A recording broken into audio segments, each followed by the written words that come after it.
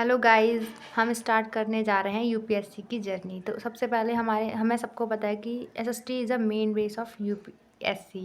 तो हम सबसे पहले करेंगे एनसीईआरटी का, मतलब क्लास 6 चैप्टर फर्स्ट, क्या कब क्यों और कैसे, मतलब क्या कब और कहाँ। ठीक है, तो इसमें सबसे पहले हम सीखेंगे इतिहास क्या है, इतिहास के स्रोत, मतलब इतिहास के हमें क्या क्या स्रोत मिले हैं, लोग कहाँ रहते थे पहले, भारत का नाम कैसे पड़ा, और तारीख का महत्व कि हम तारीख कैसे आई। ठीक है, तो सबसे पहले हम जानते हैं इतिहास के बारे में, इतिहास होता क्या है।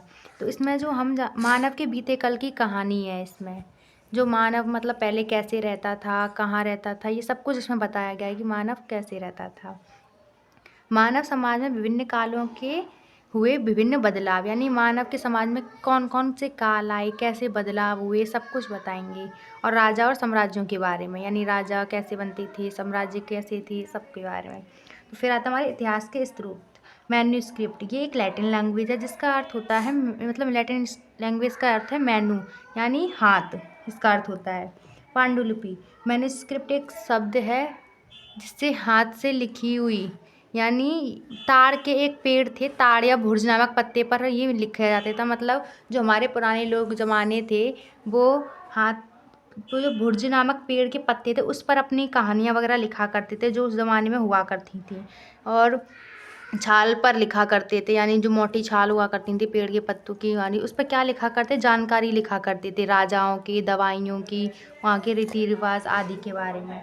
अभिलेख, अभिलेख क्या होते हैं, जो पत्थर पर उकेरे हुए लेख, यानी कि पहले के ज़माने में कॉपी किताब नहीं हुआ करते थे, जो पत्थर थे उन पर गाड़ गाड़ के कुछ लिखा करते थे, उन्हें अभिलेख कहा करते थे। इस पर क्या लिखा करते थे, उस पर जानकारी हमें मिलती थी, राजा की घोषणा, यानी राजा क्या घोषणा करते थे, क्या आदेश देते थे, क्या कार्य करते थे आदि का वर्णन सब किया। ये कैसी भाषा में लिखे जाते थे, संस्कृत, तमिल, पाली भाषा में लिखे जाते थे। ऐसे ही एक अभिलेख मिला है हमें, अशोक का कांस्य अभिलेख, जो यूनानी प्लस अरामिक लिपि में लिखा गया है। किसमें, यूनानी प्लस अरामिक लिपि में।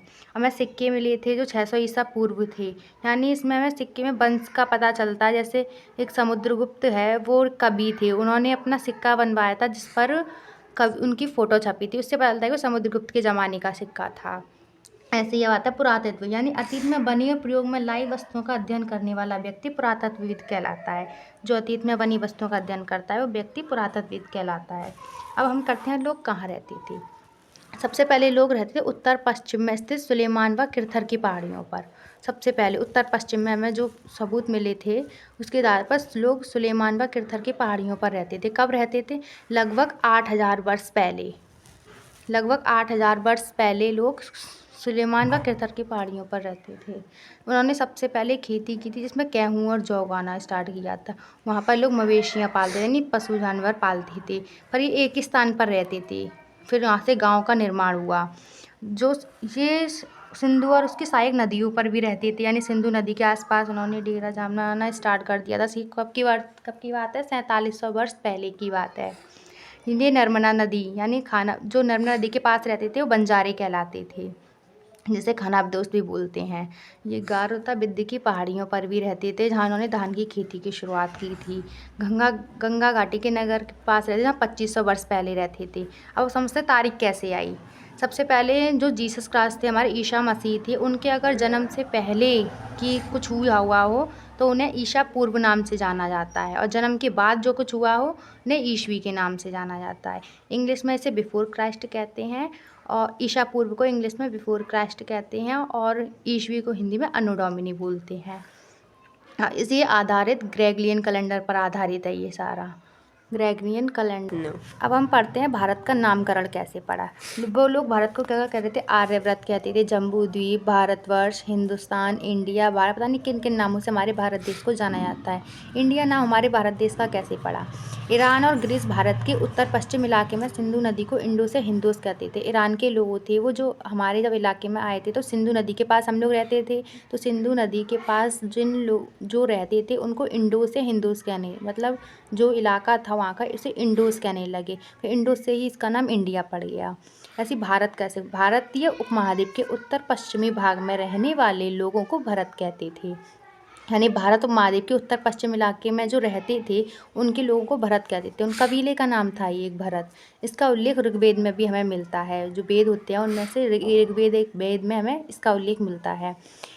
इंडिया सिंधु से मिलकर बना है, भारत भरत से यानी कबीले के नाम पर मिला है। कुछ चीनी यात्री थे जो आए थे, कुछ चीनी यात्री जैसे फाहियान चंद्रगुप्त, ये विक्रमादित्य के समय भारत आए थे। ध्वेन है जो हर्ष के शासन के समय भारत आया था। अब ये कुछ टिप्स हैं जो हमें मदद करेंगे।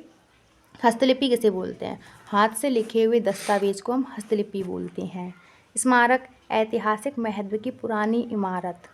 लिपि, भाषा लिखने की शैली या लिखावट है। भाषा लिखने की जो शैली होती थी वो लिपि कहलाती। ईस्वी मैंने आपको पहले ही बताया था। ईसा मसीह के जन्म के बाद वाले जो समय है उसको ईस्वी बोलते हैं, और ईसा मसीह के जन्म से पहले वाले समय को ईस्वी पूर्व बोलते हैं। और सिक्के के अध्ययन को न्यूमैथमेटिक्स कहा जाता है। आपको ये अच्छा लगा तो प्लीज़ हमारे चैनल को लाइक कीजिए, सब्सक्राइब कीजिए, कमेंट में कीजिए, और आगे के वीडियो के लिए हमें सब्सक्राइब कर दीजिए। बाय। शेयर करें और शेयर करें हमारी वीडियो।